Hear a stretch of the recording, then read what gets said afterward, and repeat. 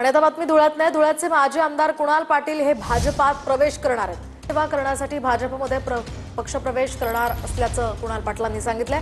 पक्षप्रवेश करण्याआधी कुणाल पाटील यांनी ही प्रतिक्रिया दिली आहे। तर जायचंय त्यांना जाऊ द्या, पुन्हा नव्यानं बांधणी करू असं वडेट्टीवार म्हणाले। विकासाची एक परंपरा, एक जनसेवेचा वारसा आम्ही या माध्यमातून करतो आहोत। तोच वारसा पुढे न्यायचं काम माझ्या माध्यमातून चालू आहे। आता जनसेवेचा वारसा जेव्हा पुढे नेत असताना आज जी कार्यकर्त्यांची, लोकांची, सर्वसामान्य मतदारांची भावना आहे ती अशी आहे की हा वारसा टिकवत असताना, ही सेवा करत असताना जर आपण प्रवाहामध्ये राहिलो आणि जर लोकांच्या बरोबर काम करताना आपण जर सत्तेच्या प्रवाहामध्ये असताना ही कामं केली तर आपण जास्त चांगल्या प्रकारे न्याय लोकांना देऊ शकतो। आणि त्यामुळे आम्ही आज हा निर्णय घेतो। कुणाल पाटलांनी हा आत्मघाती निर्णय घेऊ नये।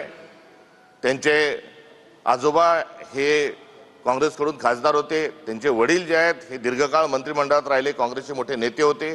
मुख्यमंत्री व गृहमंत्री म्हणून आदरणीय दिवंगत रोहिदासदाजी पाटलांना सर्व विभाग मिळालेले आहेत आणि असं एक वैभव असणारं हे घर आहे। भारतीय जनता पार्टी स्वतःचे नेते त्यांच्याजवळ नाहीत, ते स्वतःचे नेते निर्माण करू शकत नाही, म्हणून ती चटकीन आहे आणि ही भाजप चटकीन काँग्रेसच्या नेत्यांना जे खाते त्यातलं हे उदाहरण आहे। कुणाल पाटलांचे जे पंजोबा होते आनंदराव, त्या आनंदरावांना आज खूप दुःख होत असेल, एवढंच या निमित्ताने की नाही जात आहेत, कोण जात आहे कोण नाही जात आहे त्यावर काही फरक पडणार नाही।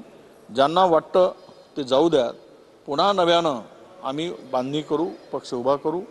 आणि मला वाटतं की जो त्यांच्या वडिलापासून आजोबापासून जे काही मिळालं आहे सगळ्यांना, त्यांच्या खानदानीला अनेक वर्षापासून सत्तेमध्ये राहता आलं, अशांनी पक्षाच्या संदर्भात हा विचार करणंच दुर्दैवी आहे आणि तो विचार करू नये अशी विनंती सुद्धा आमची त्यांना आहे।